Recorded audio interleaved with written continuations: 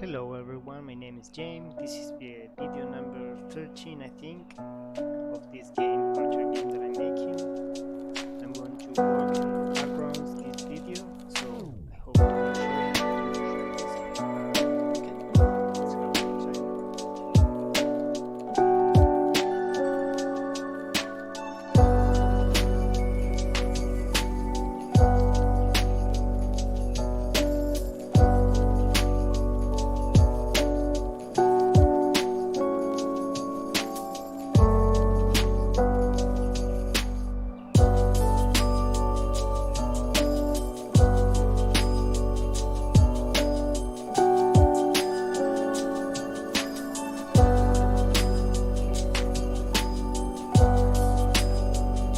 We'll begin by refreshing memories as to what went before.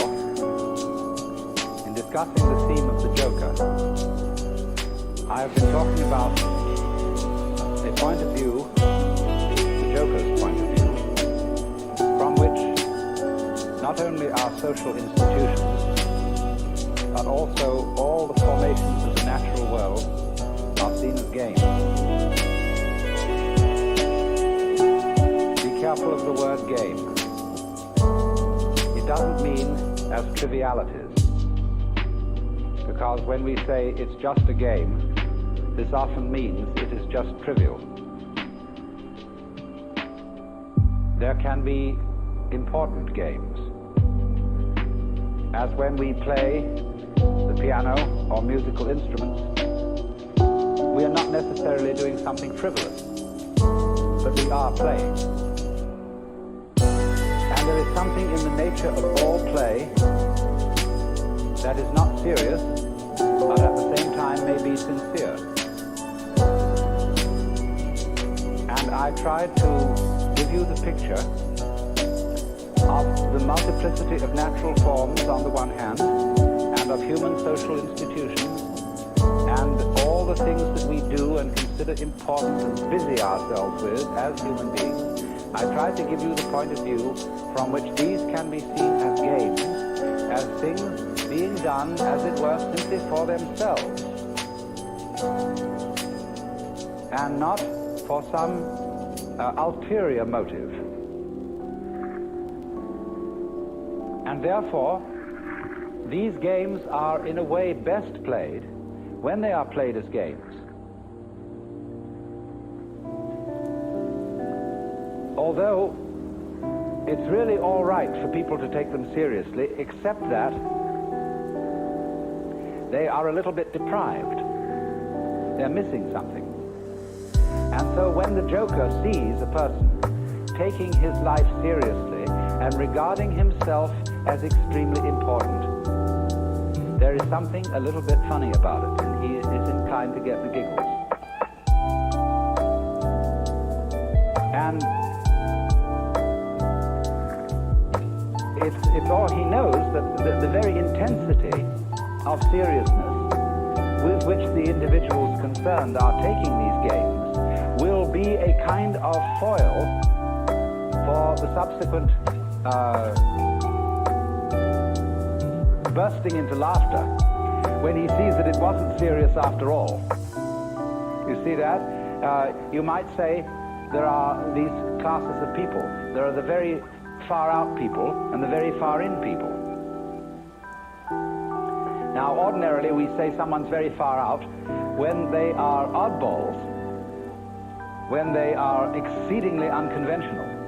But I want you to turn the picture round and look as a conventional person. Look at a square as a person who's very far out.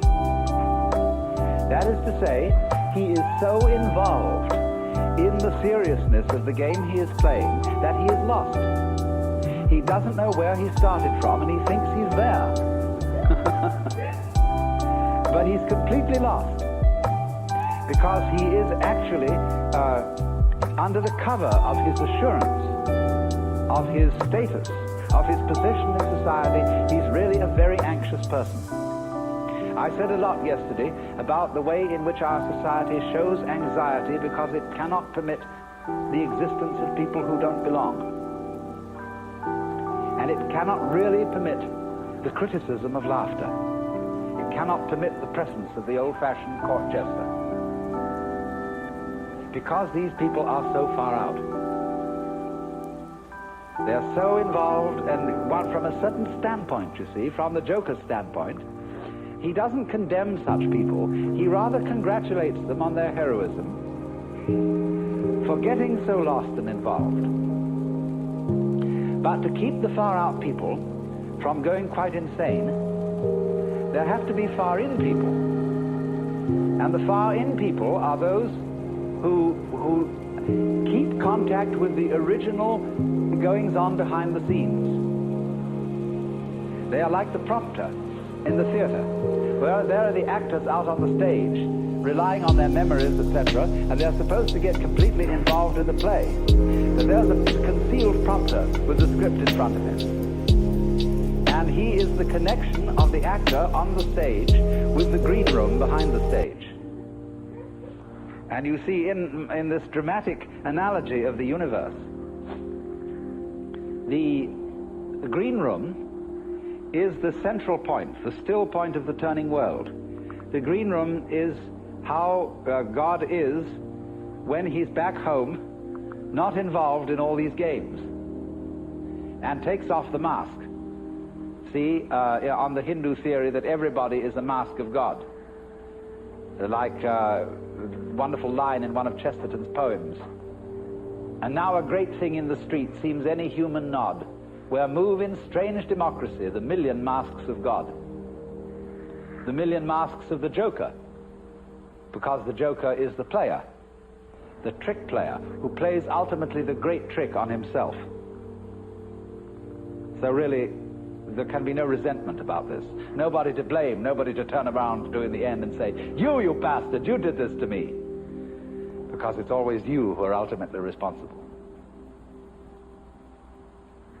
So, this prompter, you see, keeps the actor on the stage in touch with the green room. And so there are certain people in the world who might be a kind of a priesthood sometimes, although priesthoods are apt to become corrupt and square.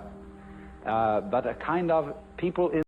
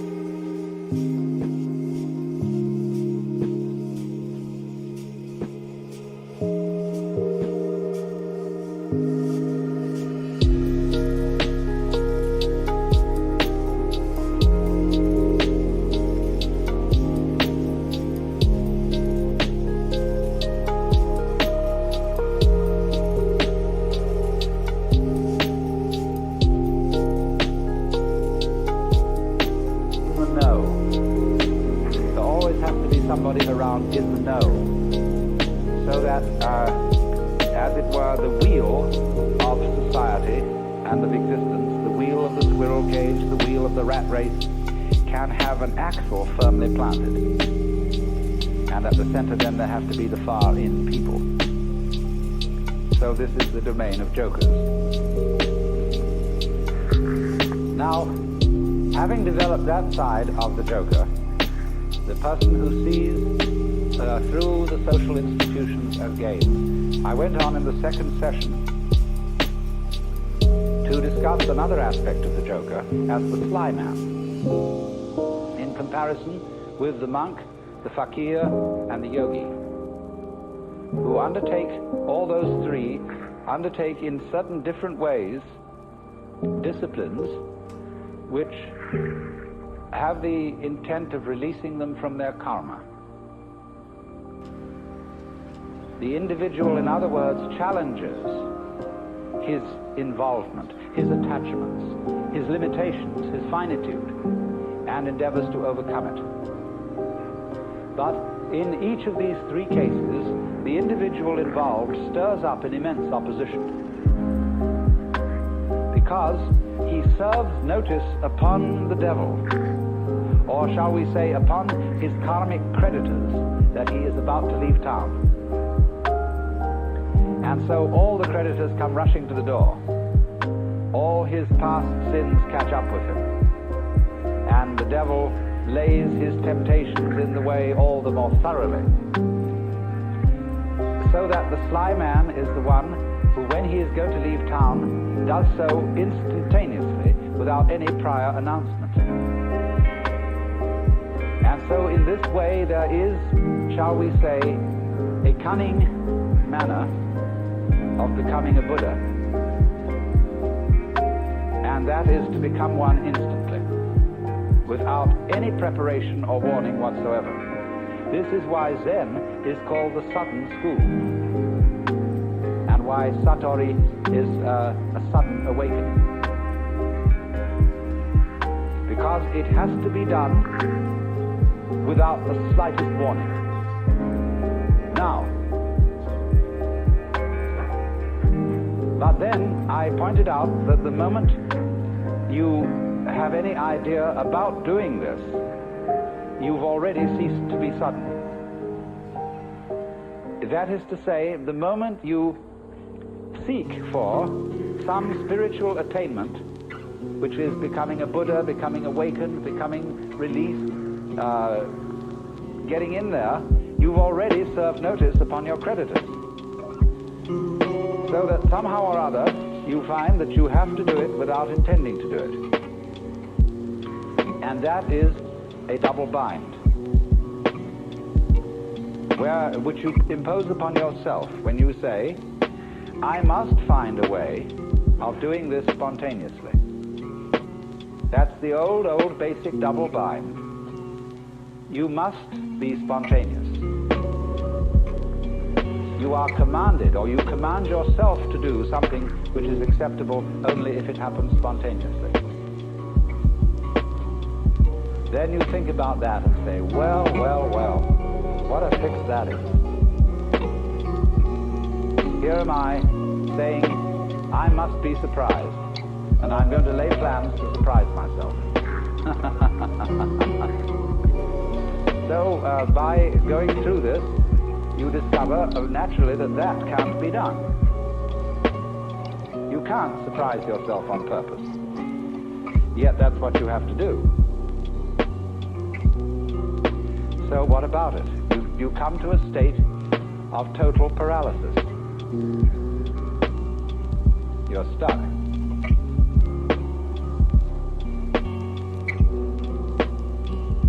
The one thing that is terribly important to be done can't be done.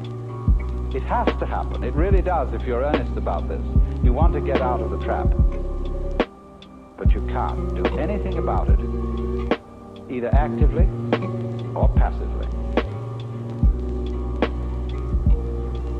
But then as you begin to see what you are doing all the time, you notice a very odd fact, which is that you can't help being spontaneous. If I say to you, good morning, and you say good morning, what is that? Did you plan this answer? Did you make preparations to grow your hair? Do you make decisions about having blue eyes? You see, about breathing? Is this all planned? About beating your heart? And what about your thinking? Even if it's very blocked thinking, even if you feel from a certain point of view that you're all mixed up, what is going on anyway? You see, you can't stop it. It's like we were discussing the Gurdjieff thing yesterday, the self-remembering exercise, the attempt to live completely in the present. Well, that's not only a Gurdjieff idea, that's a very ancient yoga and Buddhist discipline, to be completely here and now. But of course, as you pursue this, you discover you can't do it, because you couldn't even know where to go shopping unless you made plans and started thinking about the future. Because you couldn't move. But then you discover, you see, that in the long run there's nothing to think about except the here and now. There really isn't anything else. Because even when you make plans for the future and you remember the past, you're doing it all in the present. Your memory is a present activity. There's no way of not being self-remembering and having presence of mind. So when you discover that, there's nothing left to you but to have a good laugh.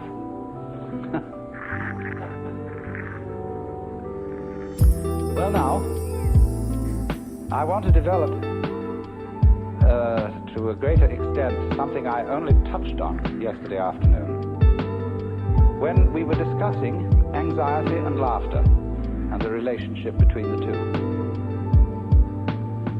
I suggested that anxiety and laughter are really the same phenomenon, but seen from different points of view.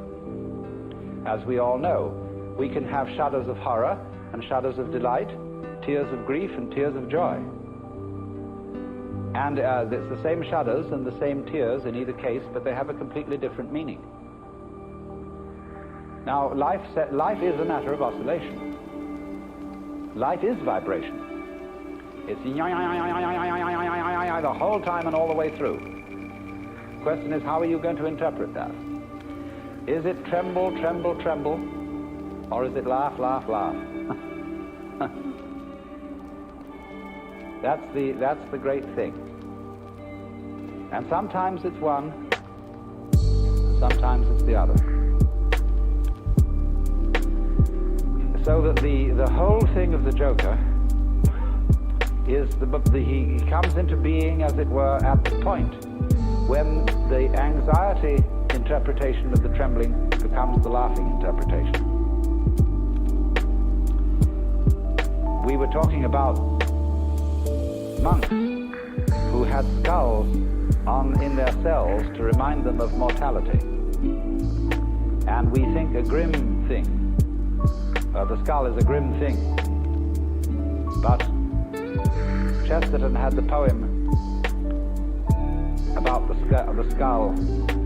Chattering finch and waterfly are not merrier than I. Here among the flowers I lie, laughing everlastingly. No, I may not tell the best. Surely, friends, I might have guessed, death was but the good king's jest. It was hid so carefully. So you can see the skull not as a grim thing, but as a laughing thing. It's all that's left of a human being. And all the surface is peeled off. And nothing but this beautiful bone remains. It laughs.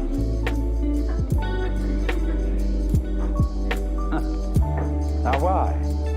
What is it about death being a jest?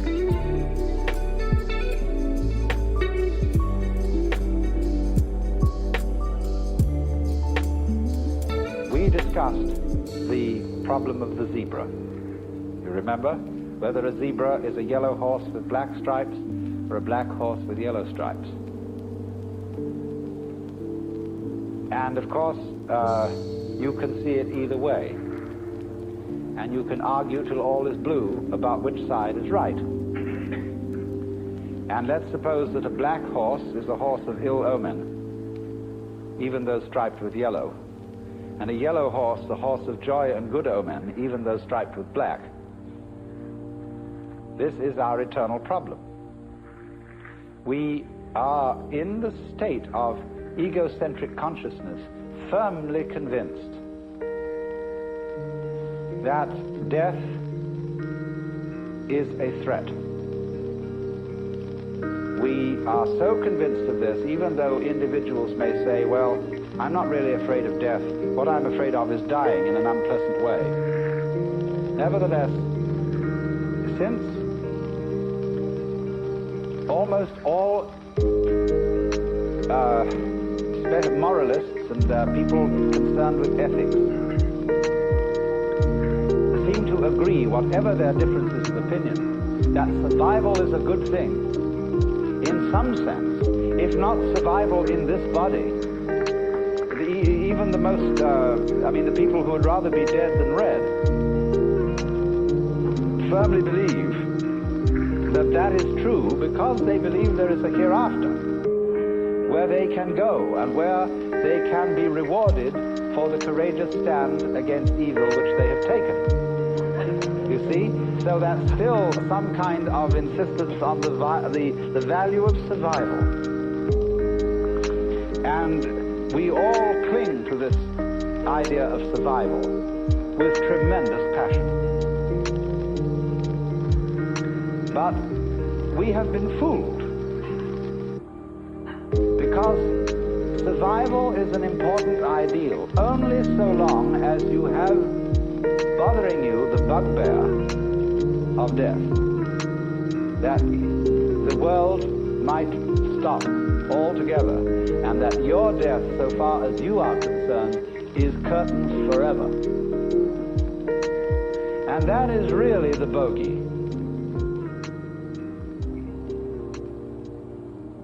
You see, that's all very well to rationalize and say, no, it's not death I'm afraid of, it's the pains of death. But if you think about it deeply, there are several stages in thinking about it deeply. The first stage is the real horrors of endless night, of the futility, of the whole conception that one's own life, or indeed the whole life of the cosmos, might be nothing but a flash, and beyond that, nothing, all directions. When, for example, we think of the physicist's idea that the universe is running down, that all energy is seeking a stable state. Supposing, for example, to give an illustration of what they mean, I have a jar of black pepper and a jar of salt, and I pour them together into another jar, and I can see the white salt and the black pepper fairly well delineated. Then I start shaking the jar. Slowly, the black and the white disappear into a gray. That can never be sorted out again, the black and white. In this sort of way, as things go on, the universe, they say, tends to attain a stable state, to run down, until that's the end. And nobody knows how it could possibly start all over again.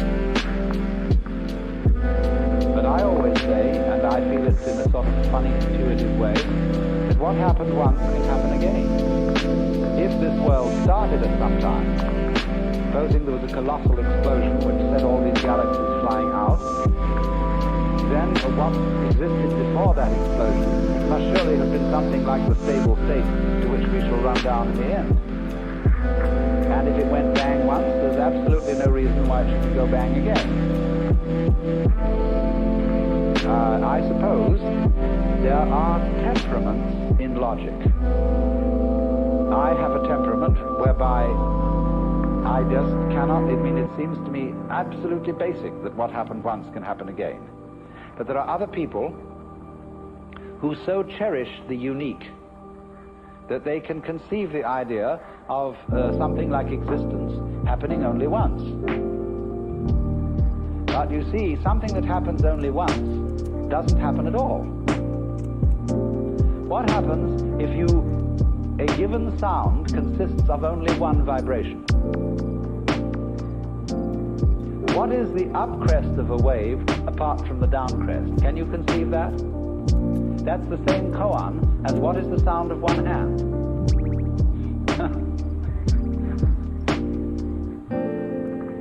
You see, it always takes two.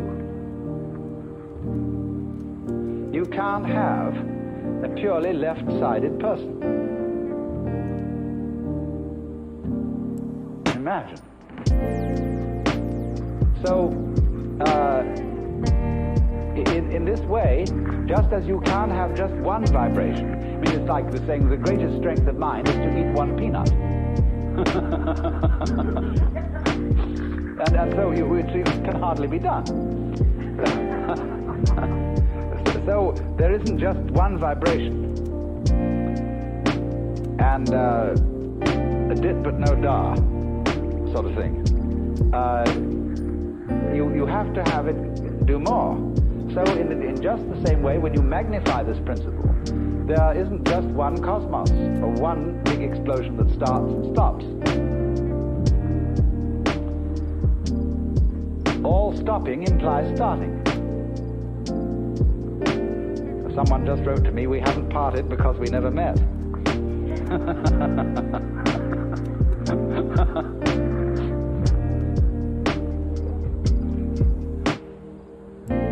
So, the whole point of saying this is the realization that existence is eternal. The going out of existence implies the coming in. And St. Thomas had some points here when he said, there could never have been a time when there was not being, because if there had been a time when there was nothing in nothing to produce something. But he didn't quite have the point, because what he didn't see was that nothing is productive in the sense that you can't have nothing without something. They go together. And all this thing is an argument, again, about whether the zebra is yellow striped black or black striped yellow. And what we see is that the black and the yellow, the darkness and the light, are simply two phases of the same. And that realization is exactly what transforms anxiety into laughter. Suddenly to see that you just, after all this anxiety, that you don't have anything to worry about.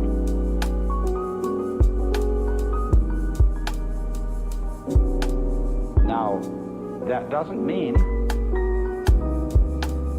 that there will not in our future lie some extremely painful experiences, or experiences that we would ordinarily interpret as horribly painful. We may all die of ghastly diseases, or of radiation burns, or of unimaginable things. But look here. I very briefly touched on pain yesterday and the way pain is interpreted.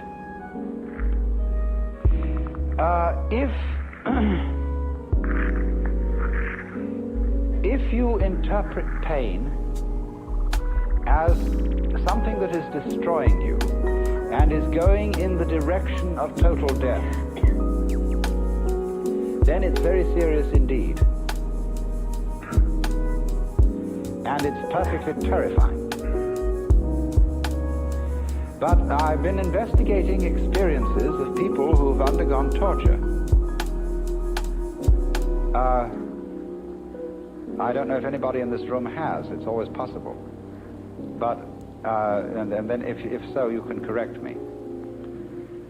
But the worst part of torture is the beginning.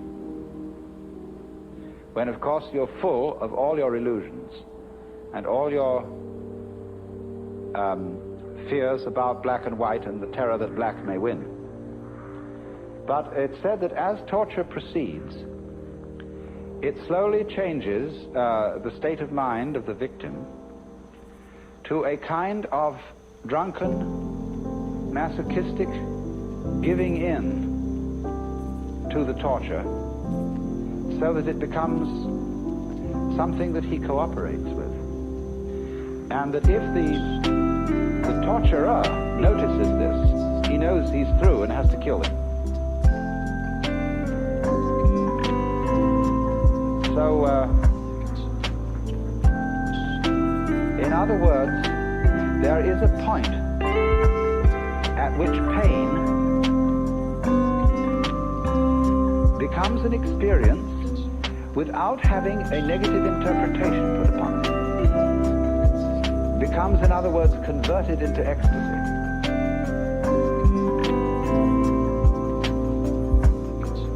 It simply becomes, you see, a way of going through extraordinarily far out sensations which have no meaning. If they have meaning, the meaning of threat, the meaning of death looming at the end, and you know this is the tearing apart and the destruction of you, then you see it is absolutely horrendous. But if it has no meaning at all, just transpose yourself into another dimension to illustrate it, because what the dimension I'm talking about is a very tough one. But let's go back to a simpler one. Let's take sounds. Now, if you lie down and listen to all the goings on in this area, and you'll hear planes moving and cars and foghorns and all kinds of crazy sounds, you see, people this way and that so on. And you can listen to that and find it very interesting, very beautiful. But if someone were to do what John Cage does and put you in a concert hall with the expectation of hearing music, and by having a purely silent playing of the piano, compel you instead to listen to all the sounds going on around you, you would be shocked and feel that some kind of a avant-garde hoax had been perpetrated. You see, it depends on the set, on the way you approach the experience. Now, you can listen to sounds that are ordinarily considered unpleasant in a totally unprejudiced way. You can listen to discordant musical noises and find them extremely interesting if you listen carefully enough.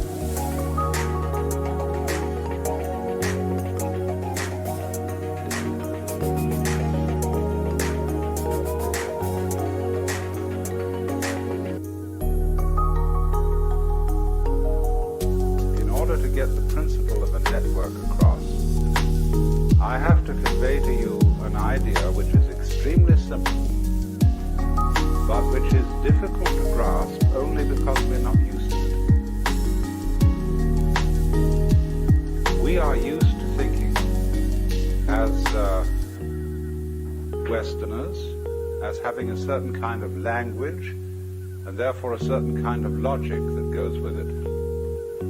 We're used to thinking of the world in terms of the game of billiards. In other words, we are still thinking about our psychology, our bodies, and their relationship to the outside world in terms of what would scientifically be called Newtonian mechanics. And Newtonian mechanics has a very long history because it goes back to some of the atomic theories of people like Democritus, who were among the great pre-Socratic philosophers of ancient Greece. And so we may as well begin with a little bit about the history of the idea of an atom, because this has always fascinated people. What is the world fundamentally? What is all this? Well, one way of finding out is to take a knife and chop something in two, so you can see what's inside. What is an apple inside? What is a seed inside? What is a human body inside? Then you find that when you chop the thing in two, you've got two pieces. But the cutting reveals that it has a structure inside. And this structure is composed of what we call organs or parts. And then in turn, in order to inquire into them, we take them and we chop them apart. And in our curiosity to find out how it's made, in just the same way that a child will take a toy to pieces, we chop and chop and chop until we've got bits so small that they're the same width as the edge of the knife. And they can't be cut anymore unless we can find a finer knife.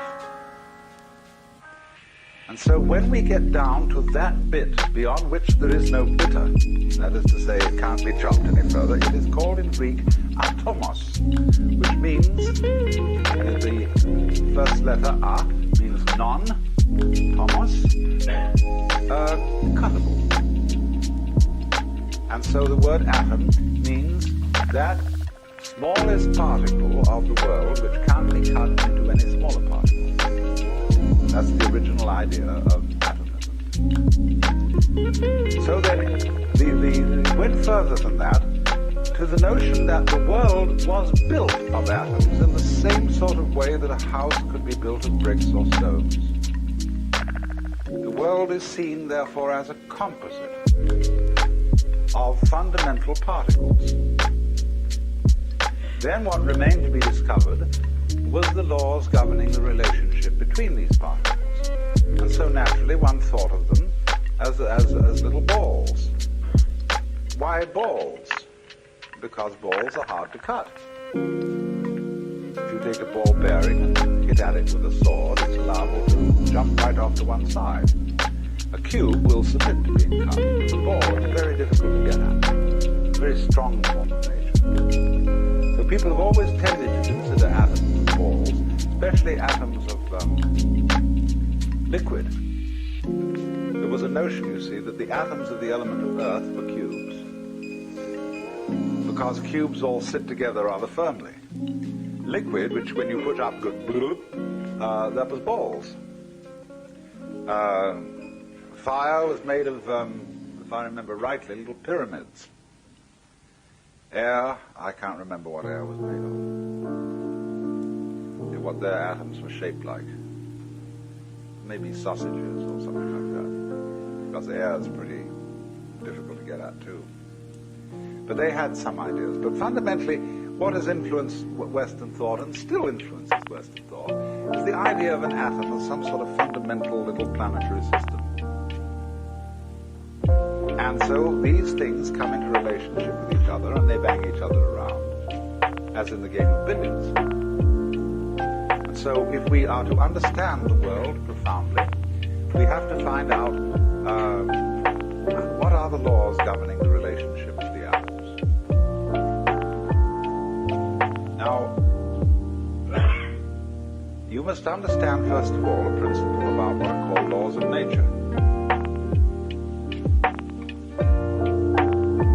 We inherit the idea of laws of nature from our theology. And our theology that we've grown up with is in certain ways peculiarly different from the theologies of Oriental peoples. Jewish theology and Christian theology, which have entered very profoundly into the common sense of the average person, have an image of the world which is quite basically political, and we'll go further than that and say it's monarchical. Based on the idea that the world is a construct evoked out of nothingness by the commandment of a celestial king. Now, there may be Jews in this room who are practicing, and devout Jews, and there may be Christians in this room who are practicing and devout Christians. And I don't want to offend you by any imagery that I choose or remarks that I may make about this imagery, because I don't suppose that anybody has come to this room and to this particular place who is either a practicing or Christian Jew who has what I would call a naive idea of God.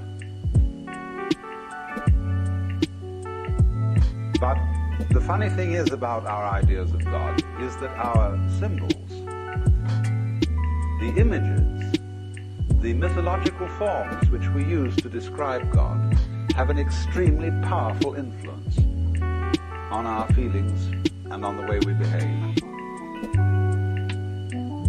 After all, I was a member of the Church of England when I was a small boy, and that had a very powerful effect on me.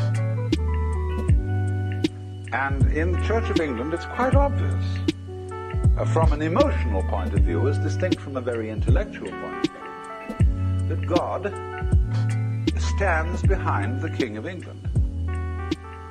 And the King of England and the Archbishop of Canterbury and the whole hierarchy of lords and ladies and noblemen and officials who descend from this point are somehow involved, at any rate this is perfectly clear to a small boy, are somehow involved with the hierarchy of heaven. Because at morning prayer, to which we went every Sunday, the minister would pray a prayer which began, O Almighty Father, high and mighty, King of kings, Lord of lords, the only ruler of princes, who dost from thy throne behold all the dwellers upon earth. Most heartily we beseech thee with thy favour to behold our most gracious sovereign Lord King George, etc. And so this was a very courtly procedure at which the clergyman, dressed in his proper robes, proceeded to the altar, which is a kind of earthly symbol of the throne of heaven, made due obeisance, and presented this petition with all proper humility. Now, these are things that if you're brought up in that environment, you take for granted. That seems to be the natural attitude to God. But imagine someone coming in from a culture where God is not conceived in the image of things. How strange he would find this image. It's almost bowing and scraping, because you know very well that places where they bow and scrape and where there are thrones are places of terror. Because anybody who rules by force must be basically terrifying. That's why he has to have all these protections. Why he has to be addressed in the right form of language. So you go into a court, an ordinary U.S. law court. There is a very strict etiquette. And if you start laughing, the judge will bang the gavel and threaten contempt of court and all sorts of dire punishments. Because here, everybody has to be serious. It's like on the parade ground. All those Marines lined up, you know, and they salute the flag, and they have to have a very grim expression on it. Because it's serious. And so, in the courts of kings, they have to be serious because kings are afraid of laughter. They're also afraid of being attacked suddenly. So everybody has to kneel down. Because if you kneel down or prostrate yourself, you're at a disadvantage. And the king stands or sits at his throne with his bodyguards ranged on either side. See, like that. We've already got the form of a church. The bishop at his throne, his attendant canons and clergy flanking him on either side. And so, certain great Catholic cathedrals are called, they're described with the word basilica. And basilica, from the Greek, basileus or basilus, is the king.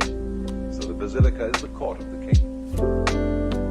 The very titles of God in the Bible, King of Kings, Lord of Lords, are of course borrowed from the Persian emperors. Cyrus is the Greek word, kyrios, meaning Lord. So the Mass begins with the invocation, Kyrie eleison, Lord have mercy upon us. Titles are borrowed from the Persian emperor. And so the rites that have become associated with Christian religion, and to some extent the Jewish religion, are reflections of those great autocratic monarchs of the ancient Near East. Cyrus is of Persia, the pharaohs of Egypt, and people like Hammurabi, who were the great Chaldean monarchs. The universe was conceived then as being ruled on a political pattern like that, so that Hammurabi in particular, and Moses after him, were great lawgivers. They were the wise ones who laid down the rules. They were the patriarchs who said, now this is the way everybody's got to behave. Somebody's got to tell what the rules are. And since you can't all agree among yourselves as to what the rules are going to be, I'm going to tell you what to do. And since I'm the toughest guy around here, and I got these brothers of mine who are pretty tough too, we're going to say this is the law, see? And you've got to obey. So this is how we have got historically the idea of there being a law of nature. That somebody told nature what to do. Somebody told, for example, a wonderful poem by Father Feeney about bees. God, to some sticky stuff, not yet alive in a hive, said, come, hum, be my bee and buzz as I bid. And sure enough, it was, and it did. See, and in the beginning, let there be light. A commandment. So commandment is the fundamental idea. So the quest of the law of nature is the quest for the true understanding of the Word of God. For by the word of the Lord were the heavens made, and all the hosts of them by the breath of his mouth. In the beginning was the Word, and the Word was with God, and the Word was God. What is that Word? If we could find out the Word of God, here is the idea, you see, we could perform incredible magic. That's why, for example, the name of God in the Bible is not to be uttered except once by the high priest in the Holy of Holies, once a year. Otherwise, that name, Yod-He-Vah-He in Hebrew, we don't really know how it was pronounced. And Jehovah mixes up those consonants with the vowels of Adonai.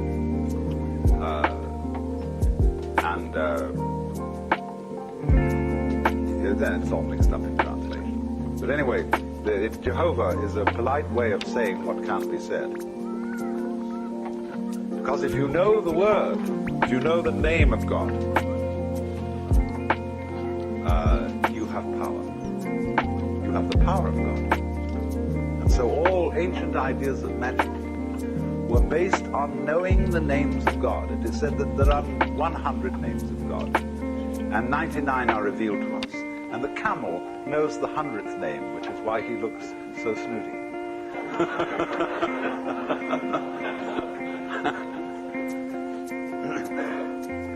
But so also, a person in what we now call primitive orders of society are loath to reveal their names. Because if I know your true name, I can utter it and have power over you. Now, you say, well, that seems a very naive idea, but it is exactly through the knowledge of names that we have Western science. And that is magic. That is through trying to understand the laws of nature. So that if you could understand the word underneath all the phenomena, you could change the phenomena and create magic. Only this, that many scientists have got rather sophisticated and have realized that the word comes later than the event. that in the beginning wasn't the word. Of course, if you want to make new sense out of the phrase "in the beginning was the word," you have to go to Hinduism, where they have the idea that Vak, V-A-C in Sanskrit, or speech, is the basis of creation. But by this, they fundamentally mean vibration. As sound. You see, here's they say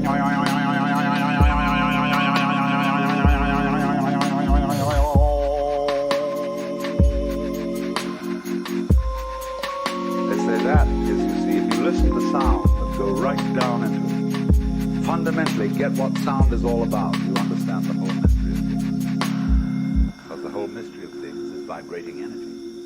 On and off. Simple as that. Life and death. Life is on, death is off. Have to have off, to have on, have to have on, to have off. It's quite a relief. But there they say that's the beginning. Now, but they also say, in another sense, on another level, that the roots of Sanskrit, say the root form, say the word Buddha, comes from the root form Bud, which means to know or to be awake. Bhava, which means becoming, comes from the root Bhu, which means to grow. So on. Karma, doing, comes from the root Kri, to act. So they say, though, that the roots of Sanskrit are not simply the roots of the language, they're the roots of life. Because in another sense, altogether, you see, you create the world by the word.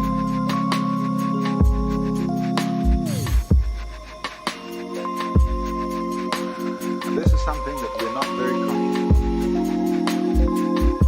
It's the way you think that determines your basic reactions to what happens. In the words of Shakespeare, there is nothing either good or ill, but thinking makes it so. Thinking is talking to yourself inside your head. And we, through this, build up all sorts of weird notions. We say, for example, well, one day you'll have to die. Have to. What's the emotional content in saying you'll have to die? It means it's going to be something imposed upon you against your will. So it's put in this passive mode. Have to. You'll be compelled to die. But I can't be compelled to die unless I'm fighting it. Supposing I want to die. Supposing I commit suicide. Or supposing we look at it all in another way and say, when I get a disease and die as a result of it, getting a disease is something I do, just as much as taking a walk. Only we've got our thoughts arranged so that we say, you ought not to get a disease, even if it's just plain old age. Somehow you ought not to do that. You ought to go on. And therefore, you can't say, when death comes about, but to put it in the words of Robert Louis Stevenson, I laid me down with a will. Because we've got this hang-up about life being divided into two parts. Things that we do, on the one hand, and things that happen to us on the other. And Buddhists say, what happens to you is your karma. And people don't readily understand that. They think my karma, something awful happened to me because of something bad I did in my last life. And therefore, I've got bad karma. Karma simply means your doing, your action. So that when something that happens to me is called my karma, it means that it's your own doing. And if you recognize that it's your own doing, it's never bad karma. It's only bad karma if you refuse to admit that it's your own doing and merely blame someone or something else, that it's something that happened to you. Now I've digressed a little, because what I was getting at was the meaning of a law of nature.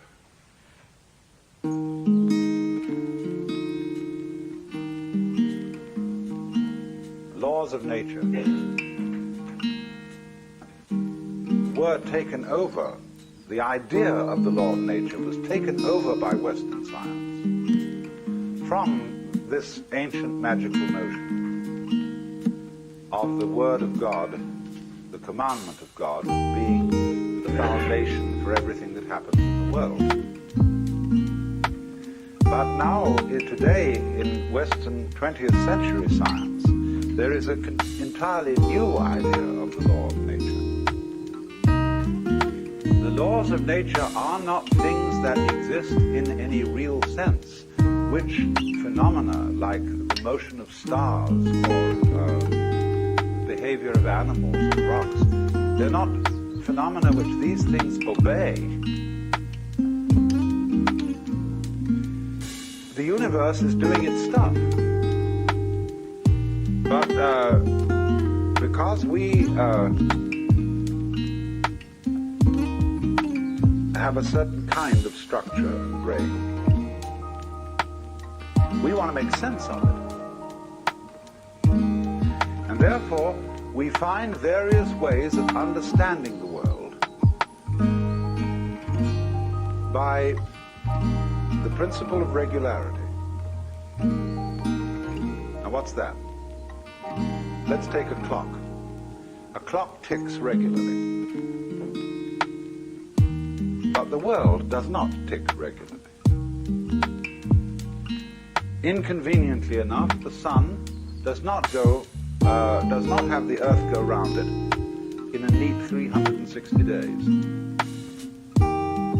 This has always irritated calendar makers. How to make a rational calendar? There is no solution, because the rotations of the Earth upon its own axis do not neatly synchronize with its rotation around the sun. There's always something a little odd about it. So what we do is we superimpose over this rather odd elliptical path the ideal figure of a circle with its 360 degrees. Now that is also like putting a ruler along a piece of wood and saying this piece of wood can be cut to 12 inches. Now there are no inches in the wood. Inches are a method, a technique that human beings have invented for measuring things. And so we can cut out of a piece of cloth or a trunk of a tree so many feet. Well, originally, it's simply comparing the trunk with us by putting our feet over it one after another, saying it's so many feet long. Or so many spans when you stretch out the hand. This is the fundamental idea of measurement, and the inch is, of course, one joint. And so this comparison of man's body and its regular shape, you see, 10 fingers on either side, 5 fingers on either side makes 10, 5 toes on either side makes 10. And so by stretching ourselves out, as it were, against nature, we measured it. And the idea of measurement is the same idea as the idea of the law of nature. A law of nature is exactly the same kind of thing as a ruler, or a hammer, or a saw. It is a way of thinking which enables us to control our environment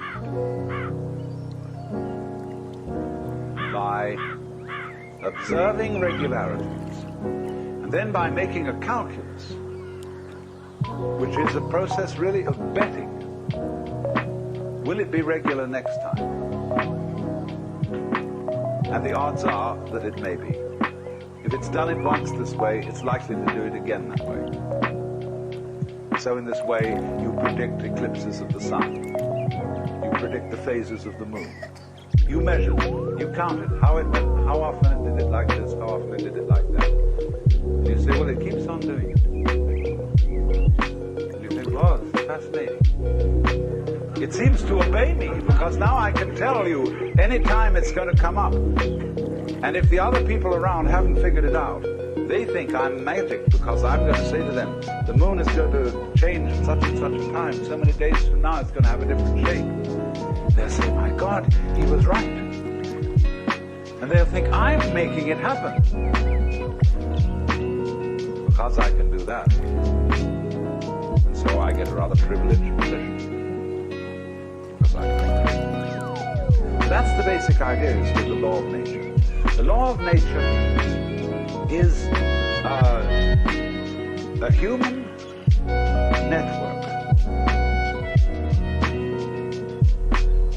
Like the lines of celestial latitude and longitude. They don't exist in the heavens. But we project them on the sky in order to measure the positions of the stars. Because the stars are scattered in a very confusing way. And just try and remember that mess and figure it out. So the clever ones, you see, just look at it through a network, spherical network.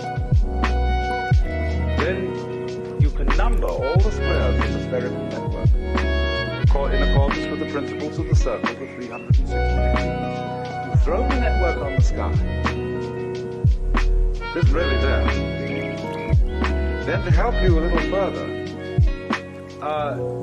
pick out some of the big stars and see if they make a shape. You know, this is like doing a Rorschach test. You see, oh look, there's one over there that looks like a dipper. Some people call it a plow. And there's one there that looks like a cross. There's one there that, by some extreme wangling, can be made to look like a virgin. And all these lines that join the constellations together are our ways of projecting a pattern upon this great and glorious confusion so that we can remember it and chart it. But obviously, you can very well see that if you looked at this same pattern of stars from some completely different position in space, all those constellations and their arrangements would vanish. You'd have to invent a new one. Because there is nowhere where the stars really are. It depends where you're looking from. So in this sense, then, man in nature, with his extraordinary symmetrical brain, and its amazing complications, figures it out. And it's man who introduces the law into the world. He invents it. But in a way, invenire, to invent, is to discover. But what we discover, in a way, is not something that's out there. When we invent the laws of nature, we are discovering something about ourselves and our own passion for prediction, for regularity, for keeping things under control. Therefore, there has to be a law.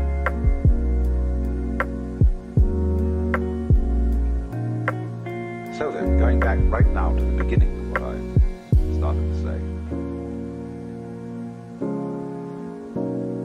the question was then, what is the law of relationship between the atoms? Between the fundamental billiard balls of which the world is composed? Well, you watch the game of billiards, and there's a cue, and it hits that ball, and then it moves over, and it hits that one, and then that hits that one, and then that hits that one. And so the final ball, which moves into the pocket, has its behavior explained through its contact with the other billiard balls and the final contact with the cue. That's why it did it. And so this view of the world as something that happens by the mechanical processes of the law of cause and effect is one that is really basic to most people's common sense. sense today to most educated people. They would say it's very difficult to figure it all out because the whole thing is so complicated. But if you could know all the details involved in, say, the behavior or a single act of a human being, you would find that it was the ineluctable result of a series of bouncing balls against each other, fundamental atoms that predisposed the great final event to be just like that. So that theory of the relationship between the atoms is called in technical language catenary. C-A-T-E-N-A-R-Y, catenary. A catenary effect, or a relationship between events, is like, for example, to use another illustration, where you stand a row of bricks up, end up, and you knock over the first one and they all go cata, cata, cata, cata, cata, and fall down. That is a catenary sequence. But it becomes increasingly obvious today to the physicists and to the biologists that that will not do as a sufficient description of how various events affect each other. And so there's another type of causal relationship altogether, which is called, instead of catenary, reticulate. R-E-T-I-C-U-L-A-T-E, reticulate, from the Latin rete, meaning a net relationship.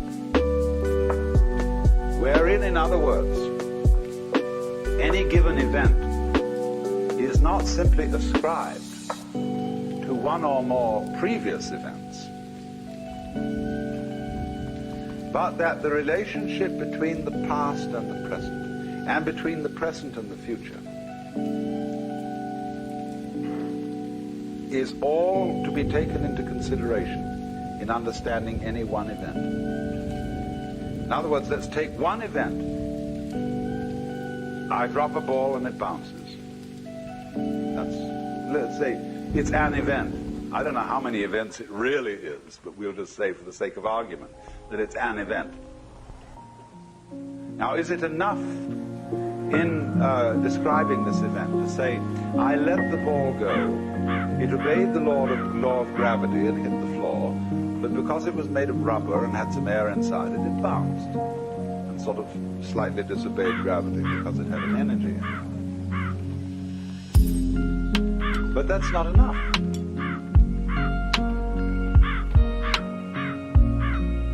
Because that the ball dropped, that I let it go, that it bounced, depended not merely upon a historical sequence of events that you can lay out in a string along a line of time. It depends also upon a present context. There must be a certain density of air. All kinds of things have to coexist with this in order for me to be there to drop the ball at all, much less manufacture a ball. So that what happens must be considered not merely as a historical phenomenon, but it must be seen in context. Context is terribly important, because it isn't just when a thing happens that is important. It's where it happens. In what setting. So that you could say that my blood in my veins is in a certain setting. In a test tube, it's in a completely different setting. And in a test tube, my blood is not behaving in the way it behaves in my veins. Therefore, it's not the same thing.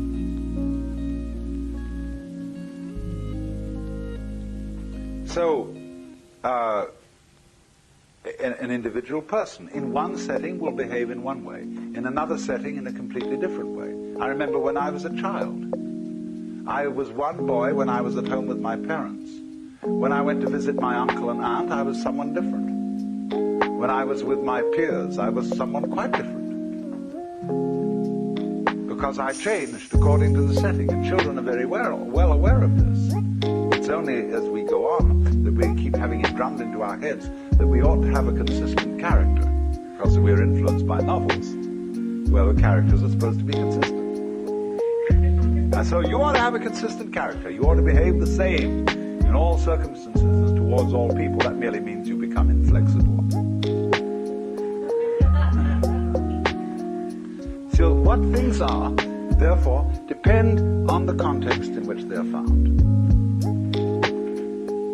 upon their network relationship to everything else that's going on.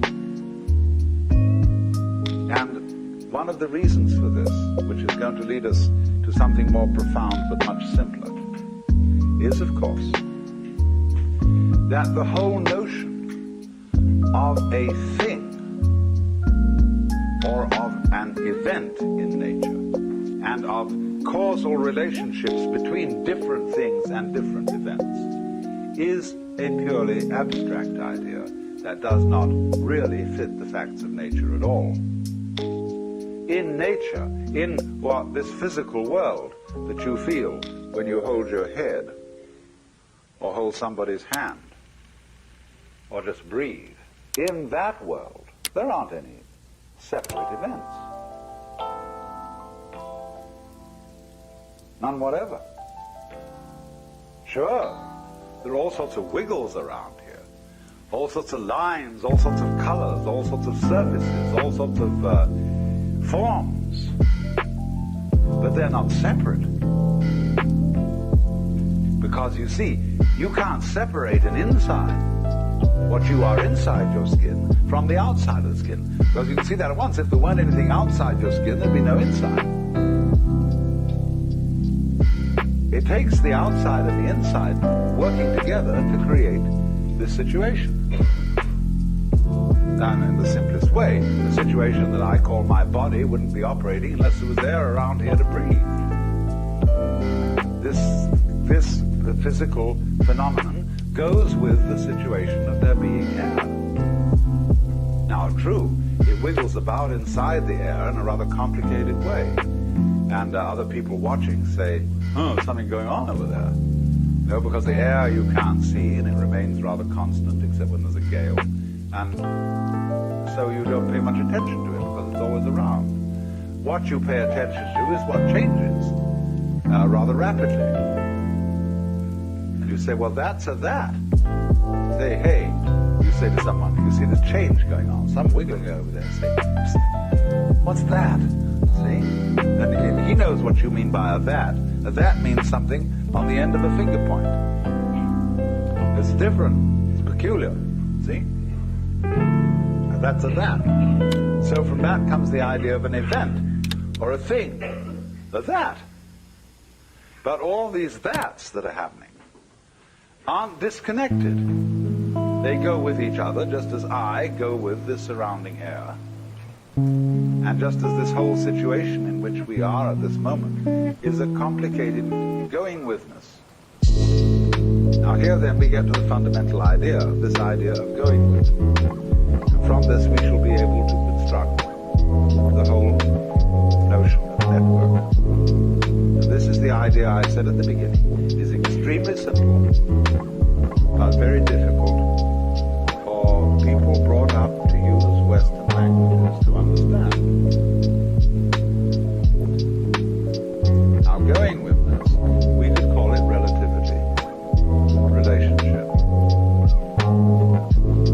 Means simply, let me first of all put it in a very extreme form.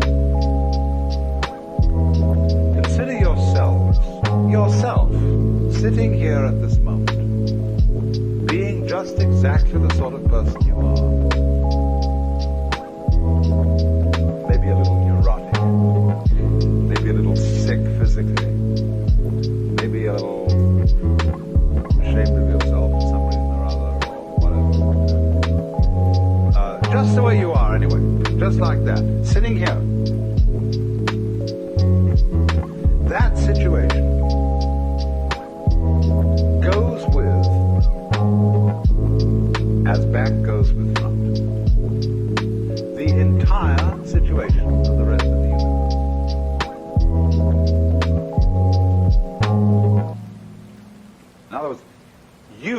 as you are, exactly the way you are, and you really don't know what that is, you may have some opinions about it, but you really don't know, that goes with the way the whole of the rest of boundless being is arranged. Now, it isn't that the way the rest of boundless being is arranged is determining you to be the way you are. Or if it is that, if that's true, if it determines you, then we must also allow the other side of the picture that you determine it. It's your karma. You did it. But you say, no, but I didn't. I couldn't help it. It did me. And you can say, tisn't, like two children arguing until you realize that the argument was stupid. Because you and it are one event. It isn't a question of it controlling you or you controlling it. It's all one event. As Teilhard de Chardin said, the whole universe is the only true atom, the only truly indivisible whole. So the human being, though, finds this difficult to understand because we're always telling each other, now you should be different. You ought to change. Don't be like that. Now listen, you're sick, and I got a system. See, I've got a system. I've got a real school here, a thing that is very important, and you should come and study with that. It may not be mine, it may be some big sage or pundit that I know, and you should come around and study that. And I've thought about this for a long time, because I've heard every kind of opinion of all the sorts of things that I should do in order to get myself into shape. And I realized that if I followed this advice, I would spend my entire day doing exercises in preparation for life. I don't know when I'll ever get around to that. You know, I would have my half an hour's yoga practice, 1 hour of zazen, so much physical exercises and so much memory practice, so much special diet preparation to be sure that I got proper food. And if I think this all through, I think, oh my God, it isn't worth it. Then another school of thought will say, no, that's the thing, you're getting confused. Just do one thing, see? But then I say, now how am I going to choose which one I'm going to do? Well, he says, obviously this one's the best. And before you know where you are, you're sewed up by some religious fanatic. Now, please, I don't want to do this to you. Please don't think that I have any such recipe that I'm going to give you anything to do for 5 minutes every morning. I just am not. I want to, my whole notion would be to set you all free so that you'd only have to attend one seminar, never have to come back.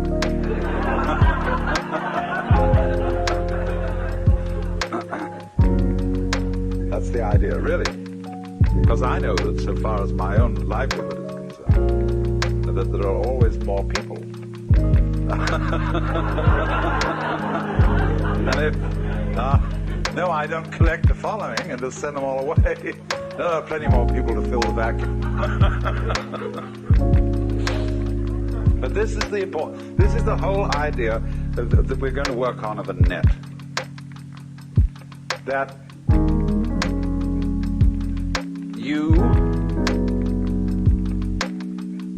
are like a dewdrop on a multidimensional spider's web early in the morning. And if you look at that thing carefully, you will see that in every dewdrop there's a reflection of all the other dewdrops. So the way that dewdrop looks goes with the way all the other ones look. See? Particular glimmer in it and so on. Its peculiar position, and everybody has to have a peculiar position in the cosmos. So you see, the reflections in every one of them are different according to the position they're in and the other dewdrops that they reflect at such and such angles. But nevertheless, the whole network, all the dewdrops, depend on each individual dewdrop. And each individual dewdrop mutually depends on all the others. Now, that's the sort of a scheme we're living in. And it a little bit affronts our logic at first, because we say, I can understand that I depend on this universe, because after all I need sunlight and air and water and the help of society and all that kind of thing. I need a father and mother. But looking at it from the other point of view, I find it very difficult to see how the whole thing depends on me. That's because we've been brought up with the put-down theory of the individual. No, children should be seen and not heard. You are the servant and subject of God. Don't you ask him first. Or another way of putting us down is to say, well, you're just a piece of a fluke in a mindless mechanism. We always managed not to find out that the relationship of the network is mutual. It runs both ways. It depends on you just as much as you depend on it. Because you see, it's you with your ingenious brain that, for example, turns vibrations of air into sound. You turn whatever the sun is doing into light. You turn whatever the air is doing into a sky called blue. There is only blue in your brain. Like if you hit a drum and it's got no skin, it won't make any noise. So it's the tight skin that evokes the noise out of the moving disc. No skin, no noise. So you, as the reflector, like the dewdrop reflects, you, as the so-called reflector of all that goes on, by the constitution of what kind of a reflector you are, you evoke what we call sun, moon, and stars. Nebulae. Vast spaces. They're only vast in relation to you. They're not really vast. Only if you compare them with yourself, they're vast. They could be considered very tiny. Or equally, the space between two sides of a hair could be considered vast. If you want to think about it that way, I mean, if you really want to go into a hair, there's an awful lot between one diameter of a hair. And if you think about it a long time, you'll think it's what we call a vast subject. Study it. Microscopy. It is a vast subject. Depends on the attitude. But the basic principle, the thing I really want to try and get across, is this idea of going with the universe around you is your outside, just as much as the organs inside your skin are your inside. You go with it in the same way that the stalk goes with the root or with the flower. And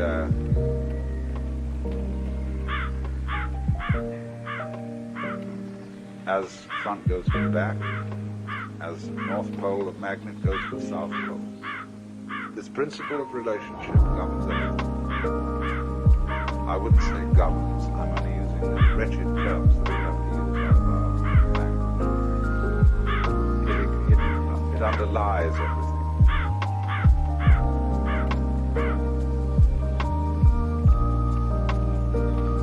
And it's important to realize, let me repeat this, that the great universe does not control the small individual any more than the small individual actually controls the great universe. This is not a question of control. It is a question of more like dancing, of what happens, rather than what makes it happen. Things aren't made to happen.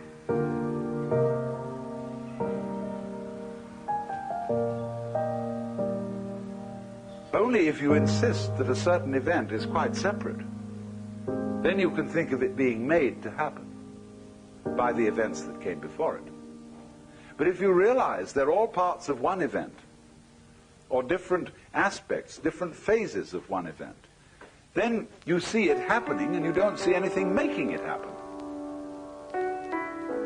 Forcing. That whole idea of things being made to happen, in other words, goes back to the idea of a universe that is based on a monarchical image, where the boss says, damn it, you do that, and the thing can't help it, and so it's made to happen. But say in Chinese Taoist philosophy, the universe is just not seen in that way. It's not seen as anything is not made to happen.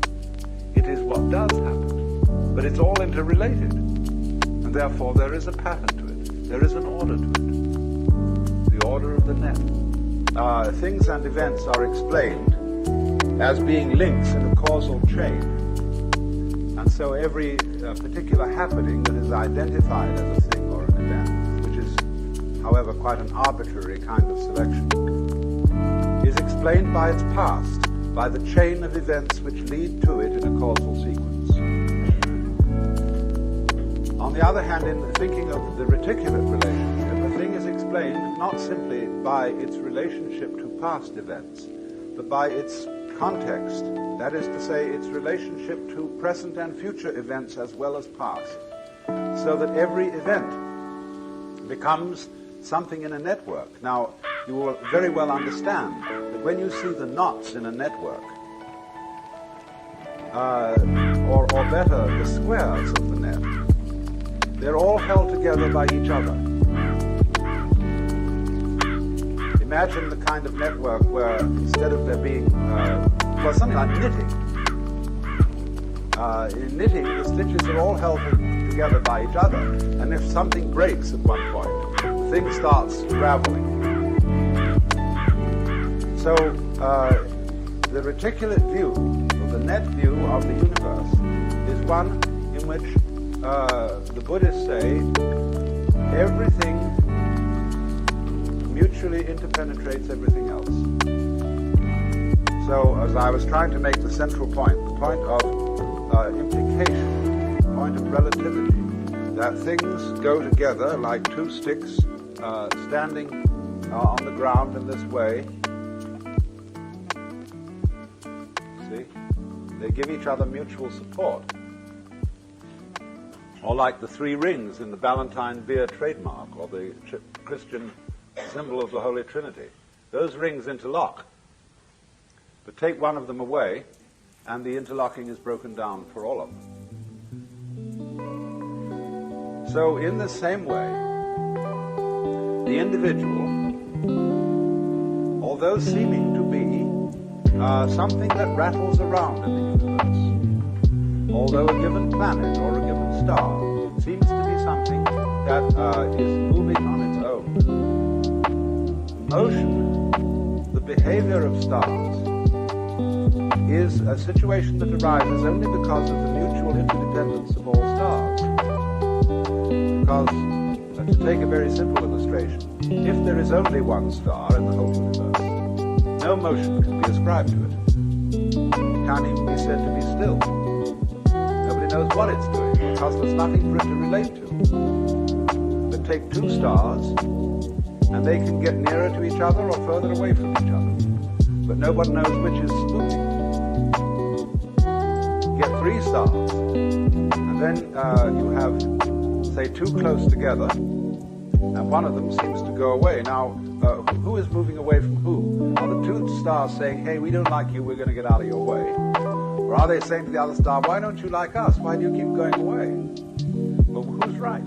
Well, if you say on the principle of democracy, that the majority was right. Then they say, well, let's have an umpire, and we have a fourth star who can stand above us. You see, two stars can only move in a straight line with respect to each other. Three stars can move in a plane with respect to each other. But the fourth star can establish a third dimension, where we can say, I can look down on you, take an objective standpoint. But then the argument is which one of them is the fourth. But that's the basic principle on which the whole universe is constructed. It's a relativity system in which motion depends on comparison with something relatively still. And there can't be any motion at all unless there is that comparison. So, because of this relationship, every individual is so related to everything else that's going on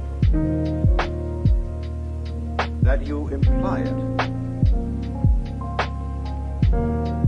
In other words, anybody who's a great scientist from some other world altogether, who studied a human body carefully and figured out the conditions under which such a thing would exist, he would come to the conclusion that that human body was something from a universe just such as we have. He would find that your structure, your behavior imply this whole thing. Just as with a laser beam system, you can photograph a small fragment of any photographic negative, and from that tiny fragment you can reconstruct the whole picture from which it was taken, because the crystalline tensions in that fragment imply the whole context of crystalline tensions that belong to that particular negative.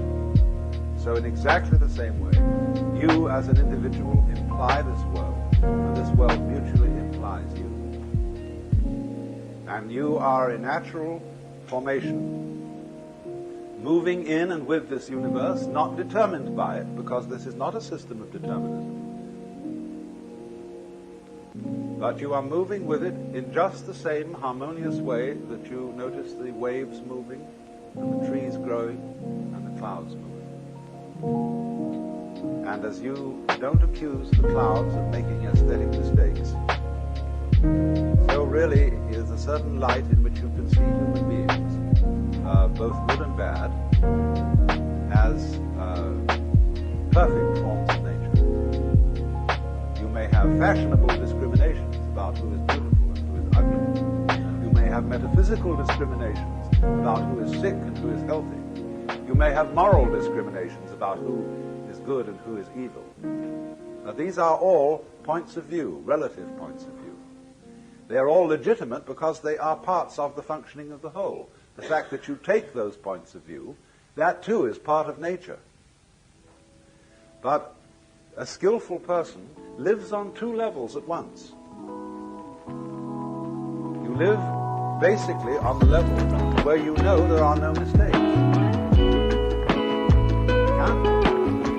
Everything moves in accordance with what the Chinese call the Tao, the way of nature. And if you have that basic feeling, you will always be sane. But you are able to comprehend within that feeling a more restricted point of view, whereby things are good and bad. Just as in the confines of this room and this area, it's perfectly that there's a difference between the up direction and the down direction. But we know that this area is situated in interstellar space.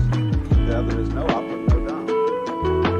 Now the second situation doesn't contradict the first. But if you have only the discriminatory point of view, if you take your fundamental stand as a being on the difference between good and evil, you get in the Christian hang-up. You have then to say that there is eternal heaven and eternal hell. That the distinction between good and evil is radical. And if you do that, you begin to suffer from a disease called chronic guilt, which is one of the most destructive emotions that anybody can have. You feel an outcast from the universe, at odds with reality itself, at odds with God. And that sends people quite mad, and is responsible for a good deal of the craziness of Western civilization. It's making too much of a good thing out of the distinction between good and evil. It is an important distinction. but it's not fundamentally important. And you have to learn to admit different degrees of importance. And just say that because you can't just say that because a certain distinction isn't absolute, that it's not important. After all, your own physical formation is not absolute, but it's important. So, the situation of man in this network is to repeat the proposition, on the one hand, that he as an organism, a psychophysical organism, is something that the whole cosmos is doing. That was as much of truth, I think, as there is in modern astrology, which I regard as a pseudoscience. But it is based on a very fundamental principle. When you draw a map of a person's soul, you draw a small picture of the universe, a very crude picture. And that is the design of that person's individuality.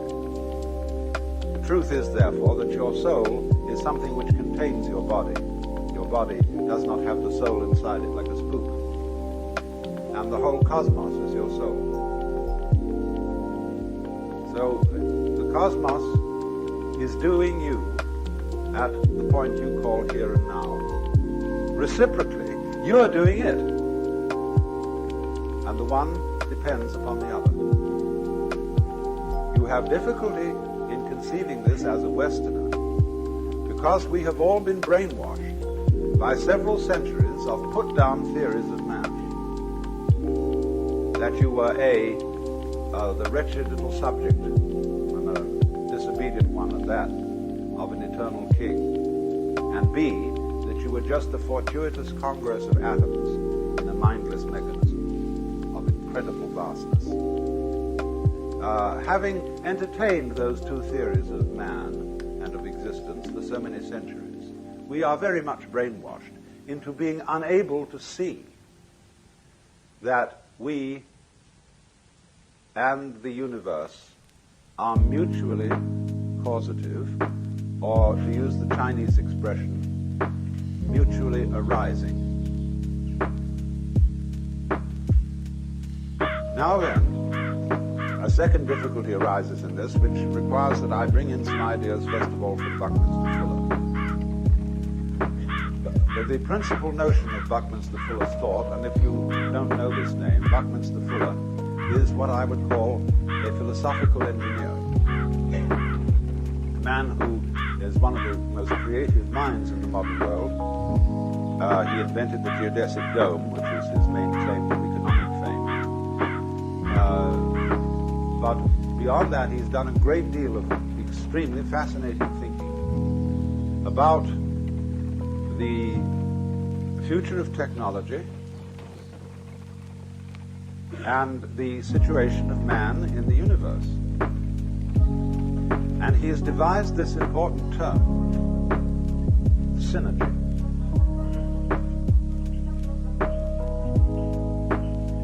Coming from the Greek, syn, with, ergos, work.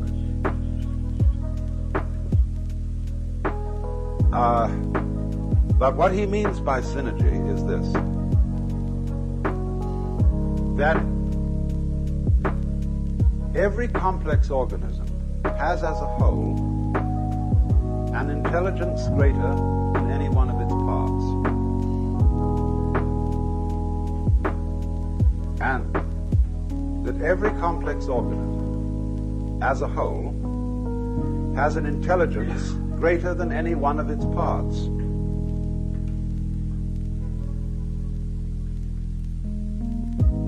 This again is a difficult idea to swallow because he applies it to technology in this way. He is saying that the industrial natural complex in which we live is something that is going in a certain direction on its own, whether you like it or not. and that it is able to organize your behavior in a more intelligent way than you can organize it. And he believes, therefore, that the increasing complexity of the industrial complex